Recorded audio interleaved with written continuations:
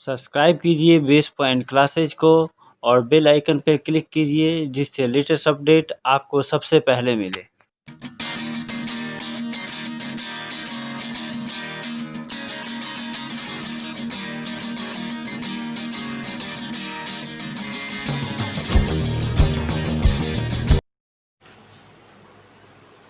मैं Mukesh Kumar, base point classes में आपका स्वागत है।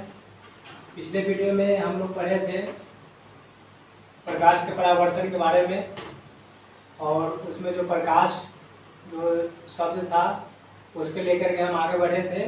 आज उससे रिलेटेड है कुछ मैटर और कुछ पदार्थ है, देखेंगे पारदर्शी पदार्थ, अपारदर्शी पदार्थ और पारभासी। तो पारदर्शी पदार्थ क्या होता है, पारदर्शी पदार्थ किसे कहते हैं? तो पारदर्शी पदार्थ वैसा पदार्थ होता है जिससे होकर प्रकाश आसानी से पार कर सकता है। जैसे यहाँ देखिए पारदर्शी पदार्थ है, जैसे कांच, वायु, पानी इत्यादि, और भी आ सकता है इसमें। तो ये सबसे कांच से हो, वायु हो, पानी हो, ये सबसे प्रकाश जो है आपको आसानी से पार कर जाता है। और दूसरा है अपारदर्शी पदार्थ। तो अपारदर्शी पदार्थ वैसा पदार्थ होता है जिससे प्रकाश आसानी से पार नहीं कर सकता है। तो अपारदर्शी के एग्जाम्पल देखिए, जैसे लकड़ी हो गया, लोहा, पत्थर, पेंट इत्यादि। ये सब जो पदार्थ है यह अपारदर्शी के अंतर्गत आएगा, इसलिए क्योंकि इसे प्रकाश आसानी से पार नहीं कर पाता है। अब तीसरा जानेंगे पारभासी पदार्थ के बारे में। तो पारभासी पदार्थ वैसा पदार्थ होता है जिससे प्रकाश अंशतः रूप से पास करती है, यानी थोड़ा थोड़ा पास करती है। जैसे पारभासी के देखेंगे कि घिसा हुआ कांच, घिसा हुआ कांच अब देखिएगा तो उससे प्रकाश अंशतः रूप से पास करेगा।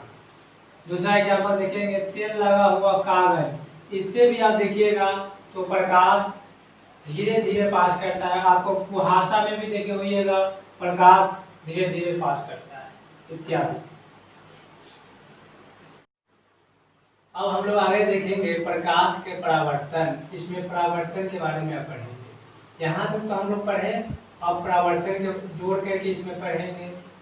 तो प्रकाश का परावर्तन यानी रिफ्लेक्शन ऑफ लाइट, तो जब प्रकाश किसी परावर्तक सतह से टकराकर लौटता है तो वही लौटना ही प्रकाश का परावर्तन है। जैसे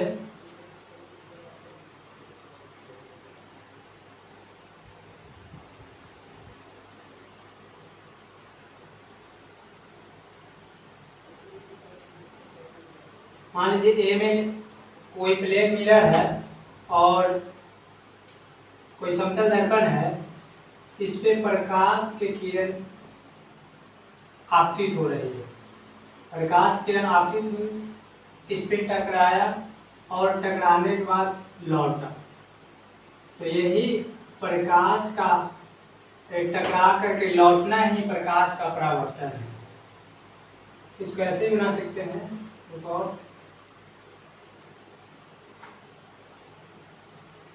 तो आप देख रहे हैं, इसको गौर कीजिए कि इधर से प्रकाश आ रहा है और इस समतल दर्पण पे के परावर्तक सतह पे टकरा करके और इधर लौट रहा है। यही आपका प्रकाश के टकरा कर लौटना ही प्रकाश का परावर्तन है। हम लोग अब जानेंगे परावर्तन के नियम के बारे में। तो परावर्तन के दो नियम हैं। पहला है आपतित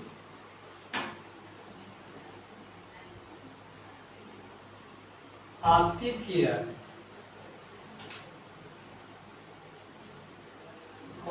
परावर्तित किरण तथा आपतन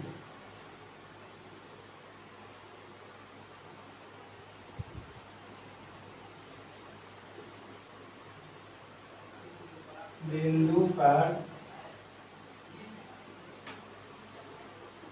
खींचा गया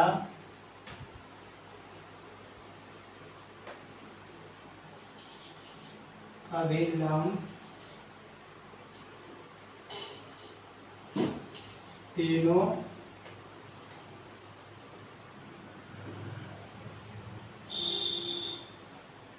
एक ही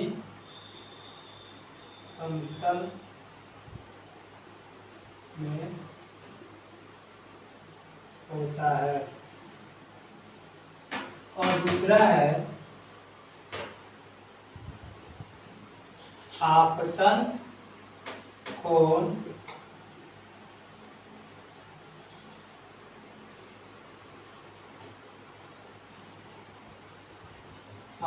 कोण परावर्तन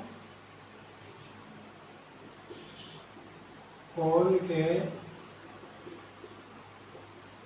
बराबर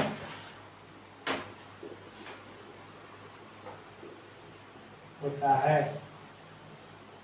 परावर्तन के नियम, परावर्तन के दो नियम हैं, आपतित किरण, परावर्तित किरण तथा आपतन बिंदु पर खींचा गया विलंब, तीनों एक ही समतल में होता है। और आपतन का दूसरा है आपतन कोण परावर्तन कोण के बराबर होता है। अब इसको हम एक फिगर के द्वारा समझ सकते हैं।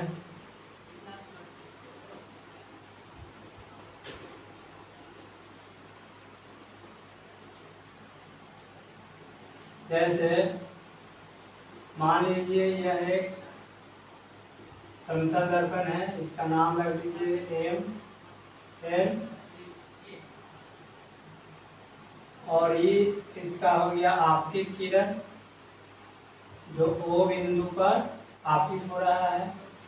ये हो गया इसका परावर्तित किरण, और बीच में इसका ये अभिलंब हो गया। ये हो गया आपका आपतित किरण, ये हो गया अभिलंब, ये हो गया परावर्तित किरण। तो ये आप देख रहे हैं कि ये तीनों किरण एक ही समतल में है। तो ये पहला वाला नियम हो गया। और दूसरा इसी में है कि यह कोण ये आई से सूचित करेंगे, इसको आर से। इंसिडेंट जो ये इंसिडेंट है और ये नॉर्मल है, दोनों के बीच में जो इंसिडेंट एंगल बना, ये रिफ्लेक्टेड एंगल बना, जो ये रिफ्लेक्टेड रे और नॉर्मल के बीच, तो इसको आई से इसको आर स्मॉल आर से सूचित किए हैं। तो यही आपतन कोण और ये परावर्तन कोण दोनों बराबर है, यानी आई बराबर आर। तो ये आपको दूसरा नियम था। परावर्तन के नियम को समझने के लिए कुछ पदों की व्याख्या जरूरी है, जैसे कि आपतित किरण, आपतन बिंदु, परावर्तित किरण, अभिलंब, आपतन कोण, परावर्तन कोण। ये सभी पदों की जानकारी आपको रहना चाहिए, तभी परावर्तन के नियम को आप अच्छा से समझ पाइएगा। तो चलिए इसको हम समझने की कोशिश करते हैं।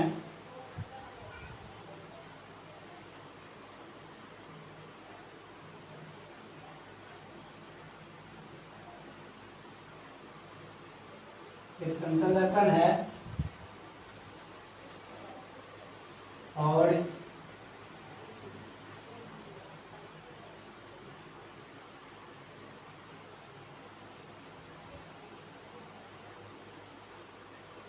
समतल दर्पण के जो परावर्तक सतह है, इसे किसी बिंदु पर जो लंब खींचा गया वही अभिलंब है, तो इसका नाम हम रख दिए अभिलंब।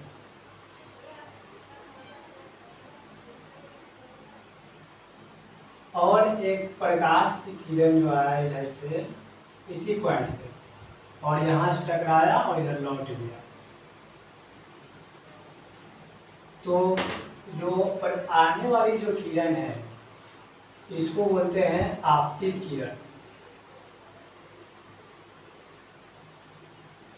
आपतित किरण, और यहाँ पे टकराई और टकराने के बाद इधर लौट गया, तो ये लौटने वाली किरण इसको परावर्तित किरण कहेंगे। माध्यम सेम है। अब इसमें हम जानेंगे 2 पॉइंट जाने से 3, एक आपतित किरण, अभिलंब और परावर्तित किरण। तो इसमें देखिए आपतित किरण के बारे में जाने, जो किरण यहाँ पे आपतित हुई है और उसके बाद यहाँ से टकरा कर यहाँ लौटी है तो परावर्तित किरण। तो परावर्तित किरण इसको जाने हम लोग, और इसको जाने। अभिलंब है तो अभिलंब यहाँ है।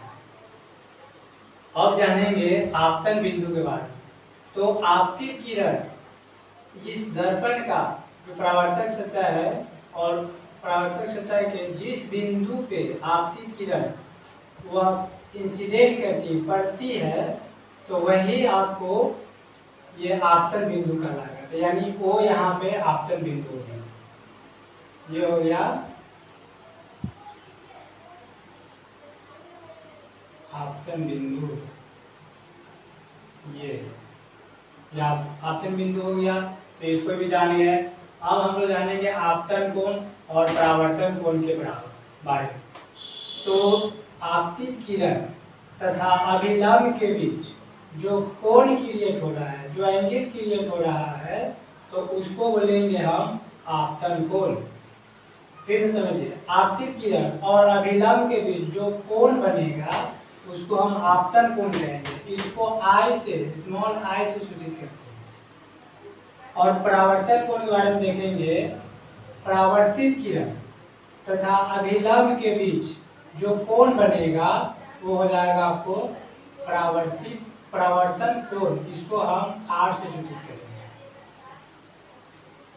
ठीक है, तो इसी पदों को हम लोग समझ करके परावर्तन के नियम को हम अच्छा से समझ सकते हैं।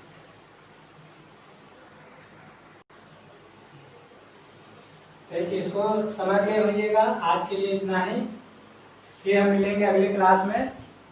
और मेरा वीडियो अगर समझ में आपको आ रहा है तो आप अपने दोस्तों को ज़रूर शेयर कीजिए और ताकि उनको भी यह लाभ मिल सके। Thank you very much.